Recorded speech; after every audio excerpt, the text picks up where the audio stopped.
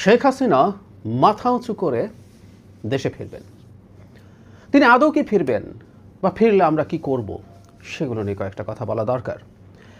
সম্প্রতি আমরা খেয়াল করেছি যে শেখ হাসিনার ইন্টারভিউ আবার পাবলিশ হচ্ছে। আবার বলছি মানে হলো ভারতের মেইন স্ট্রিমে গত নির্বাচনের কিছুদিন আগে একবার তার সাক্ষাৎকার প্রকাশিত হয়েছে। এখন আবার দেখছি, আমি গতকালই দেখলাম হিন্দুস্তান টাইমসে হয়েছে, আনন্দবাজারে হয়েছে। সেখানে তিনি মাথা উঁচু করে ফিরে আসার কথা বলছেন। শেখ হাসিনা ফিরতে পারেন কাগজে কলমে যদি ধরে নেই, তার মাথা উঁচু আসলে আর হবে না কোনো দিন। এটা এই দেশে জনগণ জানে, খুব ভালোভাবে জানে। এমনকি আওয়ামী লীগেরও যারা অন্তত বর্বর ধরনের সমর্থক নন, তারাও শেখ হাসিনার আর মাথা উঁচু হতে পারে এটা বিশ্বাস নিশ্চয় করেন না। আওয়ামী লীগ ফিরবে কিনা সেটা আরেক আলোচনা। তিনি কি বলেছেন একটু জানি। আনন্দবাজারে যখন তার দেশে ফেরা নিয়ে জিজ্ঞেস করা, তখন তিনি বলছেন, আমাকে 19 বার হত্যার চেষ্টা করা হয়েছে।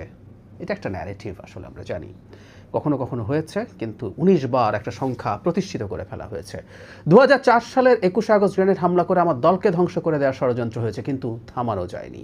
সৃষ্টিকর্তা যেহেতু বাঁচিয়ে রেখেছেন, আমি দ্রুতই বাংলাদেশের মাটিতে ফিরবো। এই জায়গাটা খেয়াল করি, মাথা উঁচু করে দেশের গণতান্ত্রিক পরিবেশ ফেরানোর গর্ব নিয়েই ফিরবো।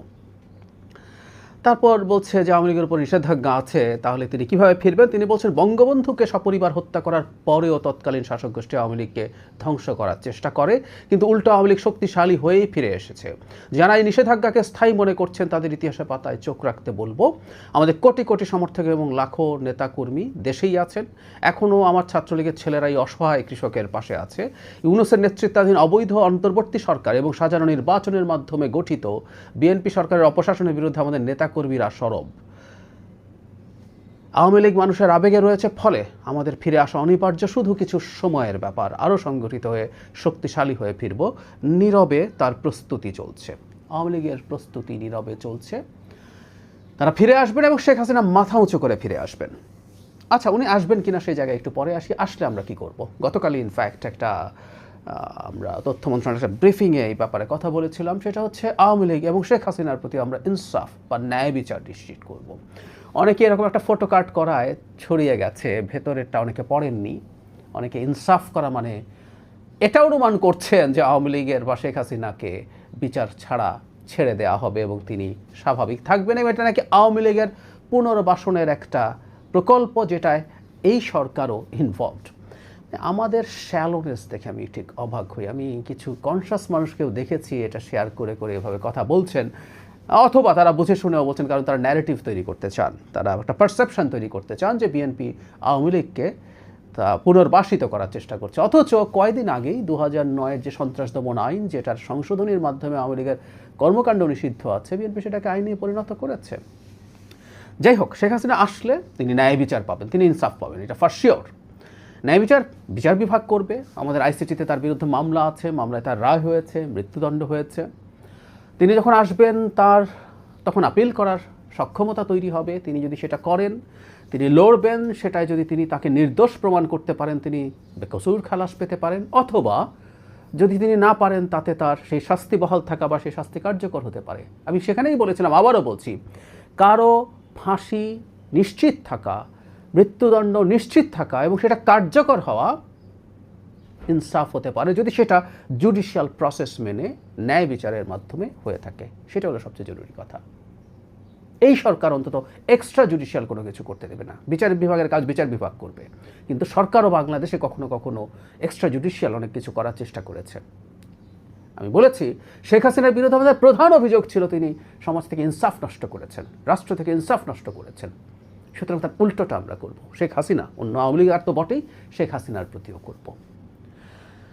দ্বিতীয় কথাটা হচ্ছে, আওয়ামী লীগ কি ফিরতে পারে? বাংলাদেশে আওয়ামী লীগের একটা খুবই উল্লেখযোগ্য সংখ্যক সমর্থক রয়ে গেছেন, খুবই মর্মান্তিক। আমি প্রায় বলতাম, শুধুমাত্র জুলাই গণঅভ্যুত্থান না, এই দেশের গণতন্ত্রকে যেভাবে ধ্বংস করেছে over the years Awami League, দেশের পুরো স্টেট স্ট্রাকচারকে ধ্বংস করেছে অবৈধভাবে ক্ষমতায় থাকার জন্য। এরপরও বেশ কিছু মানুষ আওয়ামী লীগকে সমর্থন করেন, এবং আমরা অনেক মানুষজনকে মিডিয়াতে আওয়ামী লীগের পক্ষে সম্মতি উৎপাদন করার চেষ্টা করতে দেখি। হতে পারে আওয়ামী লীগ কোনো না কোনো ফর্মে ফেরত আসার সম্ভাবনাকে উড়িয়ে দেওয়া যায় না। তারা যদি নিষিদ্ধ থাকে অন্য কোনো নামে অন্য কোনো ফর্মে হতে পারে, আর নিষেধাজ্ঞা যদি উঠে যায়, তাদের বিচারিক প্রক্রিয়ায় আইসিটিতে যদি তারা নির্দোষ প্রমাণিত হয়, তাহলে আওয়ামী লীগ নামেও ফিরতে পারে। কিন্তু শেখ হাসিনার মাথা উঁচু করে দূরে থাকুক, মাথা নিচু করেও এই দেশে ফিরে আসার সম্ভাবনা আসলে নেই। মাঝে মাঝে তাকে দিয়ে কথাগুলো আসলে বলানো হয় বলে আমি মনে করি, এটা একটা কৌশলের অংশ, সেই হিসাবে তিনি এগুলো বলেন।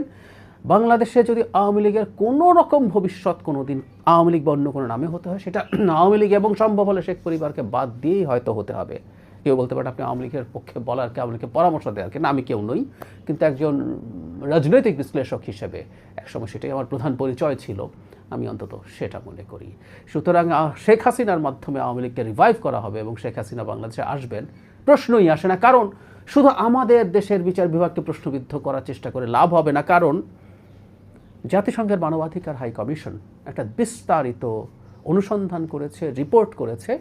সেই রিপোর্টের মাধ্যমে শেখ হাসিনা কিভাবে তার নিজের চিন্তায়, সিদ্ধান্তে, পরিকল্পনায়, কোঅর্ডিনেশনে বাংলাদেশে মানবতা বিরোধী অপরাধ করেছেন জুলাইয়ের সময়ই, সেটার বিস্তর তথ্য প্রমাণ জাতিসংঘের মানবাধিকার হাই কমিশন বের করেছে এবং সেটার গুরুত্বপূর্ণ একটা রিপোর্ট আছে। ডক্টর ইউনূস সরকারের এটা খুবই গুরুত্বপূর্ণ একটা কাজ হয়েছিল ইন এনি কনসিডারেশন। আর এর আগের তো সব আছেই, গুম, বিচার বহির্ভূত হত্যাকাণ্ড, হেফাজতে নির্যাতন, মানুষকে গায়েবী মামলা, আরবিট্রারিলি গ্রেফতার করে রাখা, লক্ষ লক্ষ মানুষের জীবনে হয়রানি, সব তো আছেই। এগুলো মাথায় নিয়ে শেখ হাসিনা দেশে ফিরবেন মাথা উঁচু করে? No way, no way. বাংলাদেশের ভবিষ্যতে অত্যন্ত হিউমিলিয়েটেড একটা ক্যারেক্টার হিসাবে, অত্যন্ত ঘৃণিত, অত্যন্ত মানুষজনের প্রবলতম ঘৃণা নিয়ে তিনি বাংলাদেশের মাটিতে মানে স্মরণ করা হবে।